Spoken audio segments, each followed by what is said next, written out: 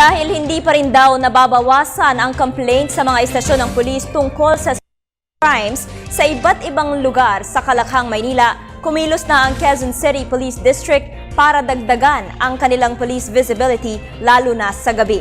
Para sa detalye, balitaan mo kami, Emil Carion. Sa lungsod Quezon ay di na pwedeng pumorma ang mga masasamang loob, katulad na lamang ng mga hold-uppers. Ito ang pinatunayan ng Quezon City Station 2 sa pangunguna ni Police Superintendent Pedro Sanchez. Sa ngayon ay lalong pinalakas ang kampanya kontra street crimes. Ang mga riding in tandems o motorcycle riding criminals ay mangingilag na dahil sa pinalakas ng police visibility sa mga pangunahing kanto, panulukan at mga kalsada ng lungsod. Ang bahaging ito ng overpass ng West Avenue at EDSA ay nalulusutan ng mga hold-uppers. Kabilang sa modus operandi ay ang pagsakay sa mga bus at pagdeklara ng hold-up sa mismong loob nito.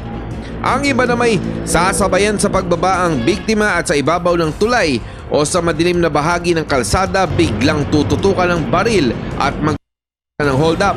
Kaya ayon sa mga otoridad, maging alerto sa mga lakad na natataon sa alanganing oras. Pangalawa, maging masinop sa mga gamit o mas mabuti iwasan ng pagsusuot ng mga mamahaling alahas at pagbitbit ng mga mamahaling electronic gadgets. Ugaliin ding magdala ng kodigo ng telephone, cellphone at mga emergency hotlines para madaling matawagan ng mga pulis at mabilis na makapag-dispatch ng responde. Para sa Telebisyon ng Bayan, ako si Emil Carion.